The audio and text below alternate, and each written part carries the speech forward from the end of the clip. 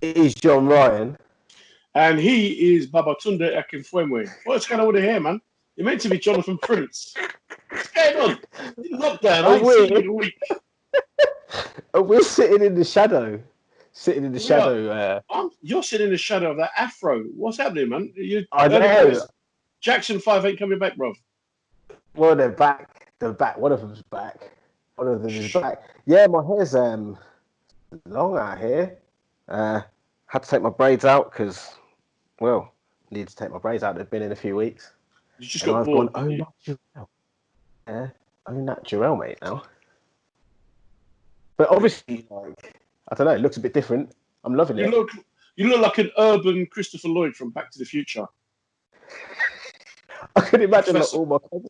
Exactly right, exactly. And I'm a scientist anyway, so that's why I think maybe it's a bit. Sit down. You do look like a mad scientist. Yeah, obviously it looks more mad because I've got the headphones on, and to be honest, I've got some afro in my ear there as well. A lot of my cousins will be cussing me off now, being like people that I know, like, how can you show your hair like that? Like, be proud, man. Be proud, Nubian warrior, man. Wakanda. Yeah. I've greased it. It's not wiry. Do you know what I mean? Smells People nice. pay good money to look like that, man. For real, man. What's it? Keegan tried it, didn't he? Back in the day, Kevin Keegan. I mean, people like on witness protection and trying to get a second passport. It's the kind of I've got that kind of afro look where people think like, people try to take it off. Do you know what I mean? It's not coming off because it's more fro. Are you like checking messages during our thing? I just got a text message from the police with a wanted picture. It's your picture. Right. You. Have you seen this man? No, man, because this man's staying in his yard. No one ain't seeing me unless you're looking through my window.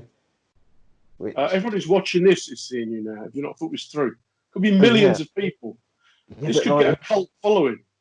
That's true, but I'd still be in my house. No one wouldn't have seen me. Yeah, I suppose they would have, wouldn't they? Yeah. Okay. Would they have seen me? Because when they see me out, my hair might be braided again. That's the thing, man. I'm thinking I'm going to have to. It's getting to the point. You know, when you're learning new skills while you're inside. I'm thinking of like. While you're inside. While you're inside. Hey. I'm learning how to make a knife out of a toothbrush. What are you in for? COVID-19. Same here. Do you know what I mean? What have you learned then? What's your new skill you learned? I'm going to learn to braid my hair, I think. I've said that now out loud, so I'm going to have to kind of do it maybe. But yeah, I'm going to have a go, maybe. Do it, man. Just do it. You could sponsor I'll be honest, I bought a doll before this because I thought, like, if I ever have children, no, not a full doll, just the head. It doesn't get any better, does it? Is it like anyway, I'm digging a hole. No, it's not like that. I'm going to look there for weeks, fam. Our man needs entertainment. Get me. Shocking. You're a disgrace, man. It's the head, isn't it? I might show it on the next one. So the idea being that, like, if I'm ever blessed with children, then the kids are probably going to have hair that's going to benefit from being braided. Hang on. They're probably going to have hair. It's a chance. They might have a kid without any hair. Wouldn't love any less. Wouldn't love them any less. No. So thought you're gonna have to braid it, and you don't want to just leave it to someone else, like, necessarily. It's good to have them skills in your pocket, but I haven't really used it. And now that's your superpower. Weird thing about it is, I didn't use it like to try and practice and out watching YouTube videos, is because it's got it's got eyes and a face. It doesn't need a face. That's what I'm thinking. So then when you turn the light off or you come in the room or whatever, it's weird, mate. It doesn't need to have a face. It should just be like. Anyway, new skill. I think it's going to be braiding hair. I'm not sure if your new skill is braiding hair or how to improve the human body. But face don't need eyes. That's going to be, to me, the quote to take away from this experience. Face don't need eyes, mate. You can just. What's wrong with you? It's stir crazy, Johnny. Stir crazy. So the thing is, right? Everyone thinks they're learning new skills. Yes.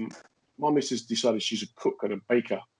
So she's been baking. Because what happened was, I said, let's just try and cut out sugar for a few weeks, not buy no biscuits or crisps or things like that. So she's like, okay. So now she makes cakes because that don't count. Today she made banana bread. You haven't bought them though, have you? Really? You've bought like the ingredients and made of it. And put sugar in, yeah. She made banana bread, and then she said, "What do you think?" I said, "Yeah, it tastes okay." But what's it meant to taste like? She said, "I don't know. I've never made it before." So she don't know if it's supposed to be bread or banana cake or what is it. Oh right, so it's not even like an intention of it was supposed to be this. I don't know what it is. do you eat it? Does it taste nice?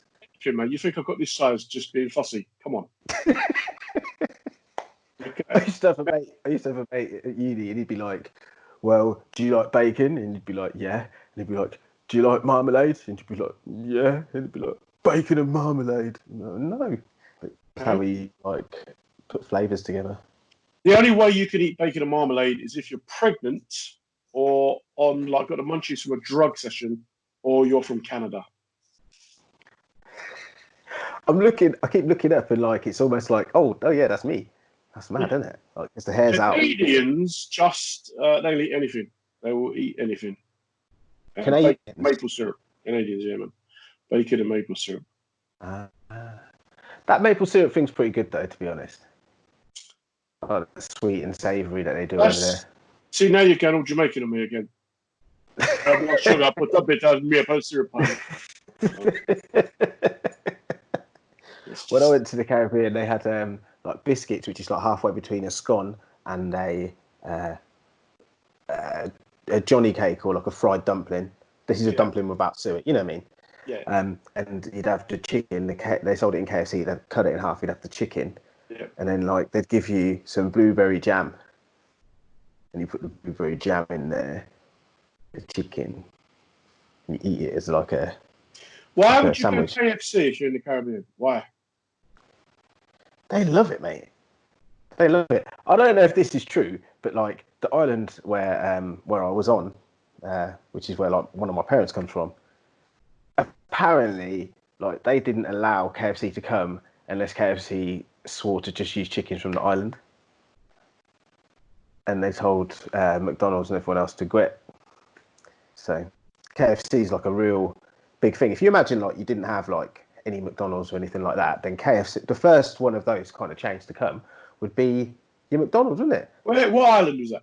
Nevis or something like that. St. Kitts. Nevis ain't got KFC. And I'm not laughing when I say that. 2 houses and a pub. Nevis ain't got no KFC. Nevis got a big hotel and a bar and a post office. St. Kitts. Yeah, they've got a KFC. I tell you, there'll be a queue. Like it's Friday night. It's going to be Friday night soon over there. I suppose there won't be because it's on lockdown. Look at me imagining better places to feel cool. Or memories. I don't know. My mate in Grenada is telling me that they've got the COVID there now, and lockdown. People are only going out to the shop. But you know, it takes 6 hours to go shop in the Caribbean. So it's busier on the way to the shop than it is in the shop. Oh, that is true. It's true. With facts, something. You are hearing me with facts. I can't even deny that one there. Your things in the background, the posters and that. Happy to help you. Happy to help you. Hi, happy to help you. Happy to help you is my my company, as you know. That's a nice little advert. Hi, happy to help you. See, it was going so smoothly. It was like a segue until you pointed out. Straight right into it. No, you know what it is? Because during the day, because we're on lockdown and I do comedy, I'm working from home. So I'm doing webinars and then I have my little logos in the background. So it's basically, when I started doing comedy, I didn't want to do 8 out of 10 Cats, Mock the Week, and Lively Apollo and them kind of things. I wanted to use comedy to make a difference. And so because I'd worked in community care, I did like a master's degree in health, put them together with comedy skills, and decided to do talks about mental health, men's health, diversity, behavioural safety, anything that's difficult, but using comedy to get it across. And my missus, she does women's health talks, and then we just go around doing it. So my webinars are based on that. So we do stuff on, like I say, well-being, any aspects of health at all. Give us a subject, and we will deal with it. Because I suppose we said in the first show about how I was listening to you on the radio, and I was quite surprised. I've known you for a while, but I didn't realise that you'd kind of got into comedy for the sake of helping people with their mental health, which I thought was quite...